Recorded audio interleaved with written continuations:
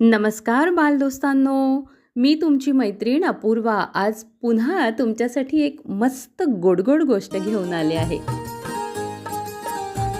तर आजच्या गोष्टीचं नाव आहे चिमुकल्या ढगाची सफर. दूर आकाशातील एका गावात एक छोटासा गोल मटोल असा ढोग राहत होता. त्याचं नाव होतं धुंद्रू. धुंद्रू ढग खूप उत्साही आणि खेळकर होता बरं का. म्हणजे आकाशात तरंगत राहण्यापेक्षा त्याला जग बघायची भारीच इच्छा होती. एके दिवशी त्याने वाऱ्याला विचारलं, अरे वाऱ्या, खाली पृथ्वीवर काय असतं रे? नाही, तू सारखा वाहत असतो ना इथून तिथं तिथून तिथं, सांग ना. वारा हसला आणि म्हणाला, खूप काही असतं. हिरवीगार झाडं, नद्या, डोंगर, पक्षी आणि हो, खेळणारी मुलं सुद्धा बरे का. धुंद्रूला खूप उत्सुकता वाटली. अच्छा, एवढं सगळं असतं. मग तो आता हळूहळू खाली यायला लागला.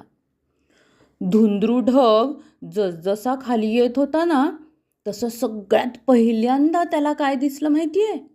एक मोठा हिरवा डोंगर. त्या डोंगरावर माकडं उड्या मारत होती. धुंद्रू त्यांच्यावरती थोडा वेळ सावलीचं छत्र धरून बसला. सावली आली, सावली आली म्हणून माकडांनी आनंदाने टाळ्या वाजवायला सुरुवात केली. त्यांना मज्जा वाटली. थोडं पुढे गेल्यानंतर धुंद्रू ढगाला एक नदी दिसली. नदी चम चम चम चम वाहत होती.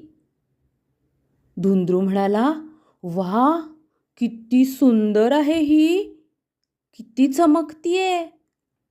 तेवढ्यात त्याला बाजूला काही मुलं खेळताना दिसली बरं का. खूप ऊन होतं आणि मुलं खेळून खेळून दमली होती बिचारी. आता धुंद्रूला त्यांची दया आली. अशी दमलेली मुलं काय करावं बरं? मग आयडिया. त्याने हलकेच टप टप टप टप थेंब पाडायला सुरुवात केली.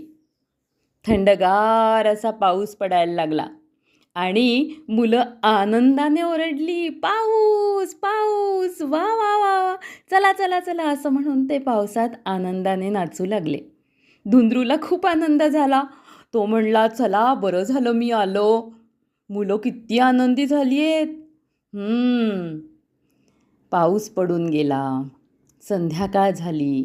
तेव्हा सूर्य हसत हसत धुंद्रूकडे बघून म्हणाला, धुंद्रू, तू आज खूप छान काम केलंस बरं का. धुंद्रू अभिमानाने आकाशात परत गेला, आनंदाने. आणि त्या दिवसापासून धुंद्रूला एक गोष्ट कळली, दुसऱ्यांना आनंद दिला की आपणही आनंदी होतो. मग कराल ना तुम्ही सुद्धा असं? आजची गोष्ट कशी वाटली हे मला नक्की कळवा. बाय.